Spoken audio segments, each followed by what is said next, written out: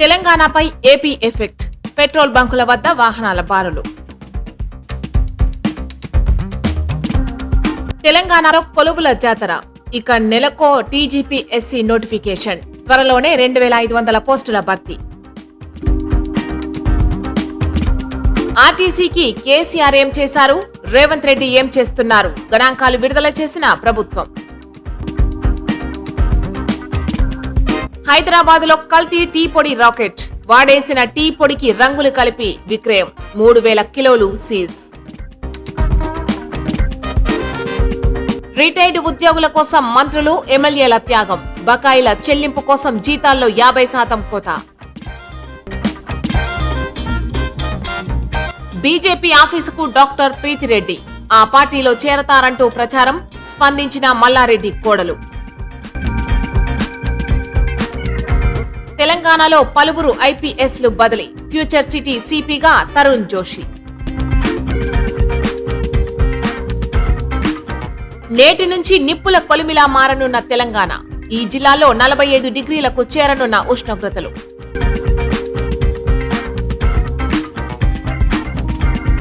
ఆప్ను వీడటానికి కారణమిదే. కేజ్రీవాల్ పై రాఘవ్ చెద్దా సంచలన వ్యాఖ్యలు. అమెరికాతో ఇస్లామాబాద్ చర్చలే మేం చేసిన అతిపెద్ద తప్పు. ఇరాన్ ఎంపీ సంచలన ప్రకటన. తొలి 3 మ్యాచ్లలో అలా, ఇప్పుడు ఇలా. సిఎస్కేకు ఆపద్బాంధవుడిలా మారిన శాంసన్. తమిళనాడులో ముగిసిన పోలింగ్. ఏప్రిల్ 29న ఎగ్జిట్ పోల్స్. ఫలితాలపై ఉత్కంఠ. ఏపీలో డీజిల్ కొరత ప్రభావం తెలంగాణపై పడుతోంది. తెలంగాణ సరిహద్దు ప్రాంతాలలోని పెట్రోల్ బంకుల వద్ద రద్దీ పెరుగుతోంది. వాహనదారులు, రైతులు డీజిల్ కోసం తెలంగాణ సరిహద్దులలోని పెట్రోల్ బంకుల వద్ద క్యూ కడుతున్నారు. దీంతో వాహనాలు బారులు తీరుతున్నాయి.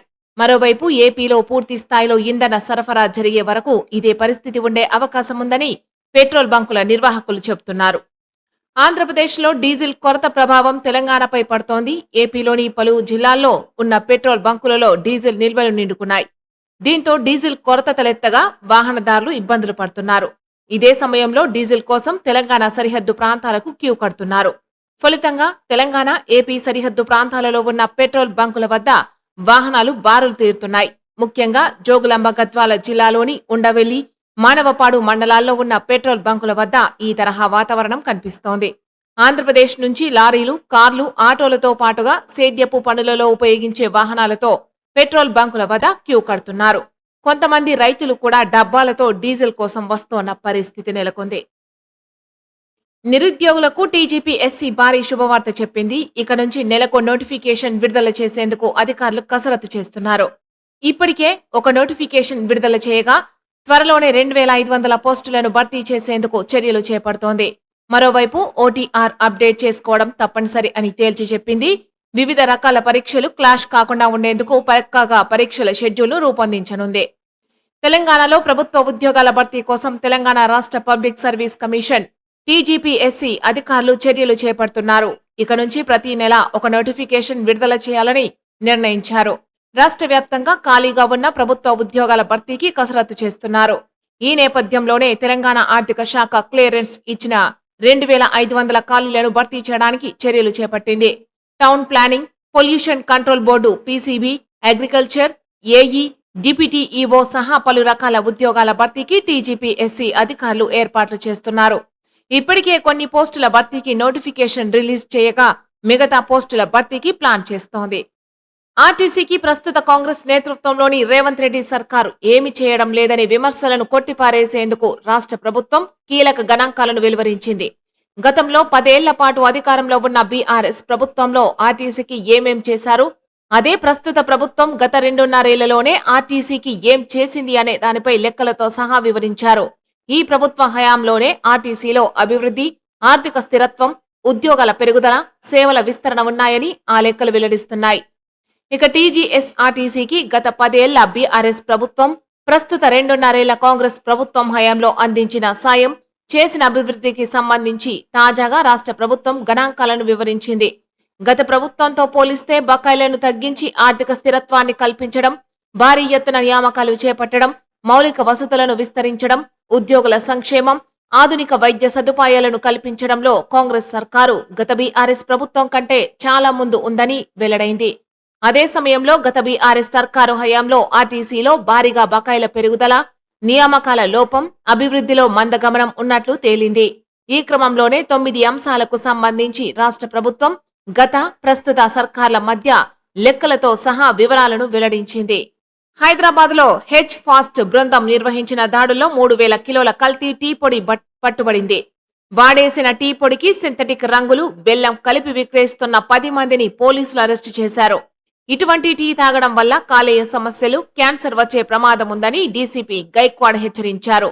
నిందితులపై కఠిన చర్యలు తీసుకుంటూ కేసులు నమోదు చేశారు. నగరంలో కల్తీ ఆహార పదార్థాలపై ఉక్కుపాదం మోపుతున్నట్లు వెల్లడించారు. ఆహార పదార్థాల విషయంలో ప్రజలు కూడా అప్రమత్తంగా ఉండాలని అన్నారు. హైదరాబాద్ నగరంలో కల్తీ కోరలు చేస్తోంది. అగ్గిపుల్ల, సబ్బు బిల్ల కాదేది కల్తీకి అనర్హమన్నట్లు ప్రతి వస్తువు కల్తీ చేస్తున్నారు. చిన్నపిల్లలు తినే చాక్లెట్లు, ఐస్ క్రీం, పాల ఉత్పత్తుల నుంచి వంటింటి సామాగ్రి వరకు ప్రతిదీ నకిలీది సృష్టిస్తున్నారు. తాజాగా నగరంలో భారీగా కల్తీ టీ పొడి పట్టుబడింది. Task force DCP Gaikwad Vaibhav Raghunath పర్యవేక్షణలో హెచ్ ఫాస్ట్ బృందం నగర వ్యాప్తంగా 15 చోట్ల మెరుపు దాడులు నిర్వహించింది. కల్తీ టీ పొడి తయారీ, పంపిణీ కేంద్రాలను లక్ష్యంగా చేసుకుని సాగిన ఈ సోదాల్లో 10 మంది నిందితులను పోలీసులు అదుపులోకి తీసుకున్నారు. ఈ కేంద్రాల నుంచి సుమారు 3000 కిలోల కల్తీ టీ పొడి, 1500 కిలోల గడువు ముగిసిన టీ పొడి, ప్రమాదకరమైన కృత్రిమ రంగులు, 10 కిలోల బెల్లాన్ని అధికారులు స్వాధీనం చేసుకున్నారు. తెలంగాణలోని విశ్రాంత ఉద్యోగులకు గత 10 ఏళ్లుగా పెండింగ్ లో ఉన్న 6200 కోట్ల బకాయిలను 100 రోజుల్లో చెల్లించాలని రేవంత్ రెడ్డి ప్రభుత్వం నిర్ణయించింది. ఇందుకోసం మంత్రుల జీతాల్లో 50% కోత విధించి నిధులు సర్దుబాటు చేయనున్నారు. సమస్య పరిష్కారానికి మంత్రుల బృందంతో రెవెన్యూ రీసోర్సెస్ మొబిలైజేషన్ కమిటీని ఏర్పాటు చేశారు. వచ్చే నెల 4న జరిగే కేబినెట్ భేటీలో తుది చెల్లింపు ప్రణాళికను ఖరారు చేయనున్నారు. ఈ నిర్ణయం వేలాది మంది రిటైర్డ్ ఉద్యోగుల కుటుంబాలకు ఊరటనిస్తుందని మంత్రులు వెల్లడించారు. తెలంగాణ ప్రభుత్వం రిటైర్డ్ ఉద్యోగుల పట్ల మానవీయ దృక్పథంతో కీలక నిర్ణయం తీసుకుంది. గత 10 ఏళ్లుగా పేరుకుపోయిన 6200 కోట్ల రిటైర్మెంట్ బకాయిలను రాబోయే 100 రోజుల్లో చెల్లించాలని రాష్ట్ర మంత్రివర్గం తీర్మానించింది. 2014 తర్వాత పదవీ విరమణ పొందిన ఉద్యోగులకు రావాల్సిన బెనిఫిట్స్ పెండింగ్ లో పడడంతో వారు ఎదుర్కొంటున్న ఇబ్బందులను ప్రభుత్వం తీవ్రంగా పరిగణించింది. రాష్ట్ర ఆర్థిక పరిస్థితి కొంత ఇబ్బందికరంగా ఉన్నప్పటికీ విశ్రాంత ఉద్యోగుల ఆవేదనను దృష్టిలో ఉంచుకుని ప్రభుత్వం కీలక నిర్ణయం తీసుకుంది. ప్రధాని నరేంద్ర మోదీని మాజీ మంత్రి మల్లారెడ్డి కలిసినప్పటి నుంచి ఆయన బీజేపీలో చేరబోతున్నారంటూ ప్రచారం జోరుగా సాగుతోంది. ఈ క్రమంలోనే ఆయన కోడలు డాక్టర్ ప్రీతిరెడ్డి శుక్రవారం బీజేపీ ఆఫీసుకు వెళ్లి అక్కడ రాష్ట్ర సంస్థాగత జనరల్ సెక్రటరీని కలిశారు. ఈ నేపథ్యంలో తాము పార్టీ మారుతామంటూ జరుగుతున్న ప్రచారంపై స్పందించారు. అందులో ఎటువంటి వాస్తవం లేదని ఆమె తేల్చి చెప్పారు. విద్యా సంస్థల నిర్వహణలోనూ కీలక పాత్ర పోషిస్తున్న ఆమె సామాజిక కార్యక్రమాలు చేపడుతూ గుర్తింపు తెచ్చుకున్నారు. మాజీ మంత్రి బీఆర్ఎస్ నేత మల్లారెడ్డి కోడలు డాక్టర్ ప్రీతిరెడ్డి బీజేపీలో చేరుతారంటూ కొద్ది రోజులుగా ప్రచారం జరుగుతోంది. ఈ క్రమంలో ఆమె శుక్రవారం తెలంగాణ రాష్ట్ర బీజేపీ కార్యాలయానికి వెళ్లడం, అక్కడ రాష్ట్ర సంస్థాగత ప్రధాన కార్యదర్శి చంద్రశేఖర్ తివారీని కలవడం చర్చనీయాంశమైంది. ఇటీవల మల్లారెడ్డి తన కుటుంబ సభ్యులతో కలిసి ప్రధాని నరేంద్ర మోదీని కలిసిన సంగతి తెలిసిందే. తాజాగా ప్రీతిరెడ్డి బీజేపీ ఆఫీసుకు వెళ్లడం మరింత ప్రాధాన్యత సంతరించుకుంది. దీనికి ముందు బీజేపీ రాష్ట్ర అధ్యక్షుడు రామచంద్రరావుతో ఆమె భేటీ అయ్యారు. ఈ పరిణామాలతో బీజేపీలో మల్లారెడ్డి చేరిక ఖాయమైందనే పుకార్లు ఊపందుకున్నాయి. తెలంగాణ పోలీస్ విభాగంలో ఐపీఎస్ అధికారుల బదిలీలు జరిగాయి. శాంతి భద్రతలను సమర్థవంతంగా పరిరక్షించడం, పాలనను మరింత వేగవంతం చేయడం, కొత్తగా ఏర్పడే విభాగాలకు అనుభవజ్ఞులైన ఆఫీసర్లను నియమిస్తూ తెలంగాణ ప్రభుత్వం నియామకాలను చేపట్టింది. తాజా బదిలీల్లో హోంశాఖ ప్రిన్సిపల్ సెక్రటరీ కాంగ్రెస్ ప్రభుత్వం అత్యంత ప్రతిష్టాత్మకంగా చేపట్టిన ఫ్యూచర్ సిటీ వంటి విభాగాలకు సీనియర్ అధికారులను నియమించింది. 2 రోజుల కిందట 6 సీనియర్ ఐపీఎస్ అధికారులకు ప్రభుత్వం ప్రమోషన్లు ఇచ్చింది. తెలంగాణలో మరోసారి పలువురు ఐపీఎస్లను బదిలీ చేస్తూ ప్రభుత్వ ప్రధాన కార్యదర్శి కె రామకృష్ణారావు శుక్రవారం సాయంత్రం ఉత్తర్వులు జారీ చేశారు. 2 రోజుల కిందటే మహేష్ భగవత్, వివి శ్రీనివాసరావు, చారు సిన్హా, అనిల్ కుమార్, విసి సజ్జనార్, స్వాతి లక్రా సహా 6 సీనియర్ ఐపీఎస్లకు ప్రభుత్వం పదోన్నతులు కల్పించిన విషయం తెలిసిందే. తాజాగా 7 ఐపీఎస్ అధికారులను బదిలీ చేసి పలువురికి అదనపు బాధ్యతలను కూడా అప్పగించింది. ఇందులో సీనియారిటీ ప్రాతిపదికన కీలక పోస్టుల్లో నియమించింది. 1994 బ్యాచ్ కు చెందిన షికా గోయల్ ను హోంశాఖ ముఖ్య కార్యదర్శిగా నియమించారు. ప్రస్తుతం ఆమె విజిలెన్స్ అండ్ ఎన్ఫోర్స్మెంట్ విభాగం డీజీగా, సాధారణ పరిపాలన శాఖ ఎక్స్ అఫీషియో ప్రధాన కార్యదర్శిగా ఉన్నారు. అంతేకాదు తదుపరి ఆదేశాలు వచ్చే వరకు Telangana cyber security bureau director, forensic science lab director గా అదనపు బాధ్యతల్లో ఆమె కొనసాగుతారు. తెలంగాణలో నేటి నుంచి ఈ నెల 29 వరకు హీట్ వేవ్ 2.0 ప్రభావంతో ఉష్ణోగ్రతలు 45 డిగ్రీ సెల్సియస్ వరకు నమోదయ్యే అవకాశం ఉందన్నారు. ముఖ్యంగా ఉత్తర తెలంగాణ జిల్లాలో మాడు పగిలే ఎండలుంటాయని, ఈ నేపథ్యంలో ఆయా జిల్లాలకు రెడ్ అలర్ట్ జారీ చేశారు. హైదరాబాద్ నగరంలో 43 డిగ్రీల వరకు ఉష్ణోగ్రతలు నమోదవుతాయని, ఈ మేరకు ఆరెంజ్ అలర్ట్ జారీ చేశారు. ప్రజలు మధ్యాహ్న సమయాల్లో బయటకు రాకుండా అప్రమత్తంగా ఉండాలని వాతావరణ శాఖ సూచించింది. తెలంగాణలో బాణుడు బగ్గుమంటున్నాడు. రికార్డు స్థాయి ఉష్ణోగ్రతలు, తీవ్ర ఉక్కపోతతో ప్రజలు అల్లాడిపోతున్నారు. ఇక నేటి నుంచి రాష్ట్రం నిప్పుల కొలిమిగా మారనుంది. మాడు పగిలే ఎండలు ప్రజల్ని ఉక్కిరిబిక్కిరి చేస్తాయని వాతావరణ శాఖ నిపుణులు హెచ్చరిస్తున్నారు. ఏప్రిల్ 24 నుంచి 29 వరకు రాష్ట్రంలో హీట్ వేవ్ 2.0 తీవ్ర రూపం దాల్చనుందని తెలంగాణ వెదర్ మ్యాన్ హెచ్చరించారు. ముఖ్యంగా ఉత్తర తెలంగాణ జిల్లాలో సూర్యుడు ప్రచండంగా మండిపోనున్నాడని, గత కొద్ది రోజులుగా సాధారణంగా ఉన్న ఉష్ణోగ్రతలు ఒక్కసారిగా పెరిగి చాలా జిల్లాల్లో 45 డిగ్రీల సెల్సియస్ మార్కును తాకే అవకాశం ఉందని చెప్పారు. ఈ మేరకు ఉత్తర తెలంగాణలోని 11 జిల్లాలకు రెడ్ అలర్ట్ జారీ చేశారు. ఎండల తీవ్రత దృష్ట్యా ప్రజలు అత్యవసరమైతే తప్ప బయటకు రావద్దని వాతావరణ శాఖ అధికారులు సైతం సూచిస్తున్నారు. అరవింద్ కేజ్రీవాల్ నాయకత్వంలోని ఆమ్ ఆద్మీ పార్టీకి చెందిన రాజ్యసభ ఎంపీలు తిరువు బావుటా ఎగురవేశారు. ఇటీవల ఆప్ డిప్యూటీ లీడర్ పదవి కోల్పోయిన రాఘవ్ చెద్దా బీజేపీలో చేరుతున్నట్టు ప్రకటించారు. అవినీతి పరుల చేతుల్లో పార్టీ ఉందని, గత 15 ఏళ్లుగా తాము పార్టీ కోసం ఎంతో కష్టపడి పనిచేశామని విమర్శించారు. అయితే తాను ఎందుకు యాప్ను వీడాల్సి వచ్చింది, దానికి గల కారణాలేంటి అనేది రాఘవ్ మీడియా సమావేశంలో బయటపెట్టారు. తనతో పాటు మరో 6 ఆప్ రాజ్యసభ ఎంపీలు బీజేపీలో చేరుతున్నట్టు రాఘవ్ చెద్దా ప్రకటించి రాజకీయ ప్రకంపనలు సృష్టించారు. యాప్ను వీడాలనే తమ నిర్ణయం వెనుక అసలు కారణముందని రాఘవ్ పేర్కొన్నారు. రాజ్యాంగ నిబంధనలకు అనుగుణంగా రాజ్యసభలో ఆమ్ ఆద్మీ పార్టీకి చెందిన 3/2 మంది సభ్యులం బీజేపీలో విలీనం కావాలని నిర్ణయించుకున్నాం.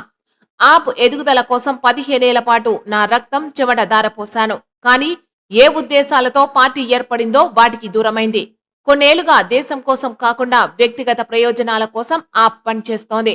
సరైన పార్టీలో ఉన్నాననే భావన నాలో లేదు. అందుకే పార్టీకి దూరమై ప్రజలకు దగ్గరవుతున్నట్టు ప్రకటిస్తున్నాను అని తెలిపారు. ఈ నెల మొదట్లో రాఘవ్ చెద్దాను ఆప్ డిప్యూటీ లీడర్ పదవి నుంచి తొలగించిన సంగతి తెలిసిందే. ఇరాన్, అమెరికా దేశాల మధ్య శాంతి ఒప్పందం కుదిర్చేందుకు పాకిస్తాన్ మధ్యవర్తిత్వం వహించిన విషయం అందరికీ తెలిసిందే. ఈ క్రమంలోనే ఆ దేశ ప్రధాని షహబాజ్ షరీఫ్, ఆర్మీ చీఫ్ ఆసిం మునీర్లే స్వయంగా రంగంలోకి దిగి ఇరు దేశాల నేతలతో చర్చించారు. ఇస్లామాబాద్ వేదికగానే ఈ చర్చలు సాగగా తాజాగా దీనిపై ఇరాన్ స్పందించింది. ముఖ్యంగా ఇరాన్ ఎంపీ మహమూద్ నబీవియన్ మాట్లాడుతూ ఇస్లామాబాద్ వేదికగా అమెరికాతో చర్చలే తాము చేసిన పెద్ద తప్పని పేర్కొన్నారు. ఇరాన్ పార్లమెంటుకు చెందిన జాతీయ భద్రత, విదేశాంగ విధాన కమిటీ సభ్యుడు నబవియన్ ఎస్ఎన్ఎన్ టీవీకి ఇచ్చిన ఇంటర్వ్యూలో కీలక విషయాలు వెల్లడించారు. పాకిస్తాన్ చర్చల టేబుల్ పై అణు అంశాన్ని ఉంచడమే పెద్ద తప్పని, దీనివల్ల శత్రు దేశమైన అమెరికా మరింత బరితెగించిందని ఆయన ఆరోపించారు. ఇరాన్ వద్ద ఉన్న 60% సుసంపన్నం చేసిన యురేనియంను తొలగించాలని, రాబోయే 20 ఏళ్ల పాటు దానిపై ఆంక్షలు విధించాలని అమెరికా డిమాండ్ చేసినట్టు తెలిపారు. అయితే ఈ ఏకపక్ష డిమాండ్లను టెహ్రాన్ తిరస్కరించినట్లు స్పష్టం చేశారు. ఐపీఎల్ 2026కు ముందు రాజస్థాన్ రాయల్స్ నుంచి సిఎస్కేకు ట్రేడ్ అయిన సంజు శాంసన్ ఆ జట్టు తరపున అద్భుత ప్రదర్శన చేస్తున్నాడు. సీజన్ ప్రారంభంలో 3 మ్యాచ్లలో కేవలం 22 పరుగులు మాత్రమే చేసి విమర్శల పాలైన సంజు ఆ తర్వాత తన అసలు ఆటను బయటకు తీశాడు. గత 4 మ్యాచ్లలో 271 పరుగులు, 2 సెంచరీలు సాధించి మొత్తం 7 మ్యాచ్లలో 293 పరుగులతో జట్టును ముందుండి నడిపిస్తున్నాడు. అయితే సంజు ఒక్కడే రాణిస్తున్నా రుతురాజ్ గైక్వాడ్, శివం దూబే వంటి ప్రధాన బ్యాటర్లు విఫలం కావడం సిఎస్కేకు ఇబ్బందిగా మారింది. ఐపీఎల్ 2026లో చెన్నై సూపర్ కింగ్స్ తరపున సంజు శాంసన్ అదరగొడుతున్నాడు. తన కెరీర్లో ఎక్కువ భాగంగా రాజస్థాన్ రాయల్స్ తరపునే ఆడిన సంజు ఈ సీజన్ కు ముందు చెన్నై సూపర్ కింగ్స్ కు మారాడు. అతడిని రాజస్థాన్ నుంచి సిఎస్కే ట్రేడ్ చేసుకుంది. ధోని వారసుడిగా అతడిని తీసుకుంది. ఇందుకోసం రవీంద్ర జడేజా, శామ్ కర్రర్ ను రాజస్థాన్ రాయల్స్ కు ఇచ్చేసింది. సిఎస్కే నమ్మకాన్ని నిలబెడుతూ సంజు చెలరేగిపోతున్నాడు. మిగతా బ్యాటర్లంతా విఫలమవుతున్నా తను మాత్రం సత్తా చాటుతున్నాడు. ఏప్రిల్ 23వ తేదీ రోజు తమిళనాడులో అసెంబ్లీ ఎన్నికల పోలింగ్ నిర్వహించిన విషయం అందరికీ తెలిసిందే. మొత్తంగా 234 నియోజకవర్గాల్లో పోలింగ్ జరగగా ఉదయం నుంచే ఓటర్లు పోలింగ్ కేంద్రాలకు పెద్ద సంఖ్యలో తరలివచ్చారు. బాధ్యతగా తమ ఓటు హక్కును వినియోగించుకొని రికార్డు సృష్టించారు. అయితే పోలింగ్ శాతం సైతం విడుదల అయినా ఎగ్జిట్ పోల్స్ ఫలితాలను మాత్రం ఇంకా వెల్లడించలేరు. సాధారణంగా పోలింగ్ పూర్తి కాగానే ఈ ఫలితాలు వస్తుంటాయి. కానీ తమిళనాడులో మాత్రం రాలేదు. ఈసారి తమిళనాడులో ఓటర్లు మునుపెన్నడూ లేని విధంగా పోలింగ్ కేంద్రాలకు తరలివచ్చారు. కేంద్ర ఎన్నికల సంఘం ఈసీఐ గణాంకాల ప్రకారం రాష్ట్రంలో ఏకంగా 85.14% ఓటింగ్ నమోదైంది. స్వాతంత్రం వచ్చిన తర్వాత తమిళనాడులో నమోదైన అత్యధిక పోలింగ్ శాతం ఇదే కావడం విశేషం. కరూర్ జిల్లా రాష్ట్రంలోనే అత్యధికంగా 89.32%తో మొదటి స్థానంలో నిలిచింది. సేలం, ఈరోడ్ వరుసగా 88.02, 87.59%తో తర్వాతి స్థానాల్లో ఉన్నాయి. చెన్నై వంటి నగరాల్లో సైతం 81.34% ఓటింగ్ నమోదు కావడం విశేషం. మదురై, తుతుక్కూడి జిల్లాల్లో కొంత తక్కువగా సుమారు 77% నమోదైనప్పటికీ ఓవరాల్ గా పోలింగ్ భారీగా సాగింది. ఈ క్రమంలోనే పశ్చిమ బెంగాల్ రెండో దశ పోలింగ్ ముగిసిన తర్వాత అంటే ఏప్రిల్ 29 సాయంత్రం నుంచే ఎగ్జిట్ పోల్ అంచనాలు వెలువడనున్నాయి. ఇక అధికారికంగా ఓట్ల లెక్కింపు మే 4వ తేదీన చేపడతారు. అప్పటి వరకు ఈ భారీ పోలింగ్ ఎవరికి లాభం చేకూరుస్తుందనే చర్చ రాజకీయ వర్గాల్లో వేడి పుట్టిస్తోంది.